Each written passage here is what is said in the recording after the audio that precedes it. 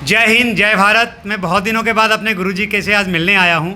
ये पीछे में बैकग्राउंड जो देख रहे हैं, ये हमारे गुरुजी का अचीवमेंट है। ये सारा अब तक पूरे भारत में भ्रमण करके और उन्होंने अपने वक्तव्य रखे हैं, समाज को अपने वाणियों से परिपूर्ण करने का उन्होंने बहुत अच्छा संकल्प लिया है। और मेरे सौभाग्य हैं जो ऐसे गुरु का सानिध्य मुझे मिला।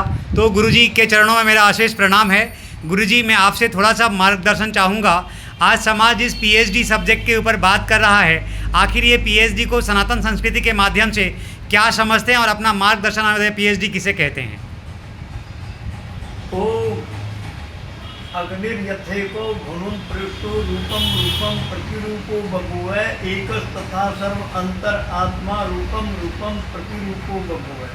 जिस प्रकार से एक ही अग्नि संसार के भुवन के जर्रे जर्रे में विभिन्न रूप धारण करके उपस्थित है, ठीक उसी प्रकार से वह अंतर आत्मा में परमात्मा भिन्न भिन्न रूप धारण कर इस संसार के जर्रे जर्रे कण कण में व्यापक है।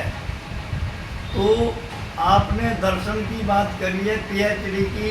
भारत में पीएचडी हो रही है मैकाले के बताए हुए आधार पर, लेकिन संसार में जो पीएचडी हो रही हैं वो पीएचडी है ही नहीं, क्योंकि सूर्य की किरणों में, चांद की रोशनियों में, चलती हुई हवा में, तुझ में, मुझ में, उसमें वास्तविकता को देखना दर्शन अर्थात पीएचडी है।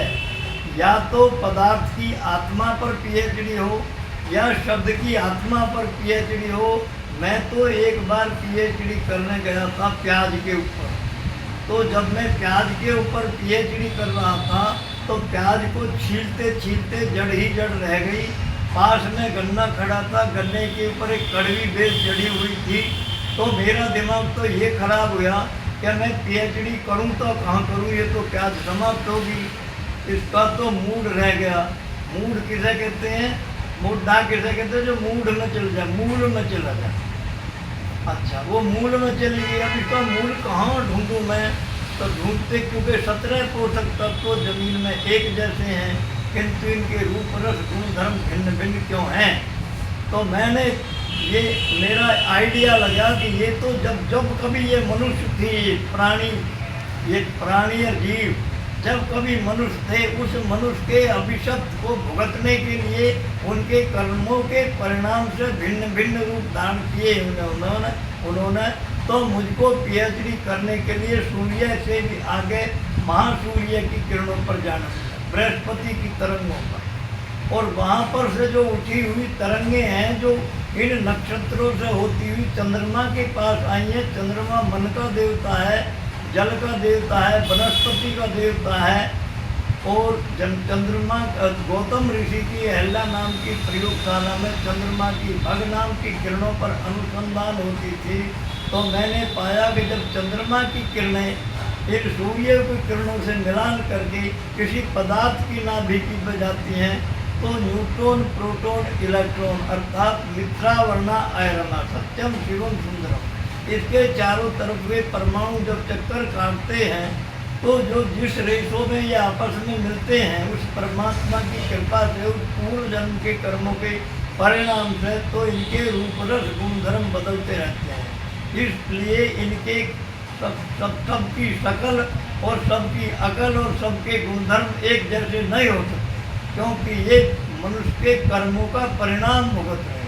जितने ये पदार्थ मनुष्य के काम आते चले जाएंगे, मनुष्य के नज़दीक आते रहेंगे, उतनी जल्दी ये मनुष्य बनने की प्रक्रिया को धारण करते रहेंगे। इसलिए गाय जो है, गाय के शरीर में आकर के जो प्राणी मनुष्य बनता है, वो श्रेष्ठ मनुष्य बनता है।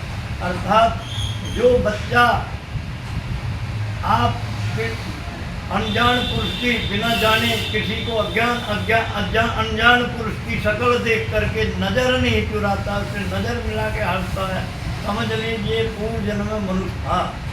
कुछ इस प्रकार के ऋषियों ने जो है उपनिषदों में जो है एक ही व्याख्यान है सबका के एक्सपेंडल यूनिवर्स, एक बिंदु में संसार है, संसार में से बिंदु निकला है, फिर बिंदु में समाएगा। जो रोल अदा कर रहा है शारीरिक, आत्मिक और सामाजिक परिप्रेक्ष्य में जीव ब्रह्म और प्रकृति को जानने का जो प्रयास कर रहा है, ये मनुष्य का जीवन है। नमस्ते, जय हिंद, जय भारत। गुरुजी आपका मार्गदर्शन बहुत ही बढ़िया था, बहुत ही सुंदर। आपके चरणों में सत सत कोटि प्रणाम। मैं चाहूँगा आप इसी तरीके से अपने शब्दों से समाज को वशीभूत करते रहो। जय हिंद, जय भारत।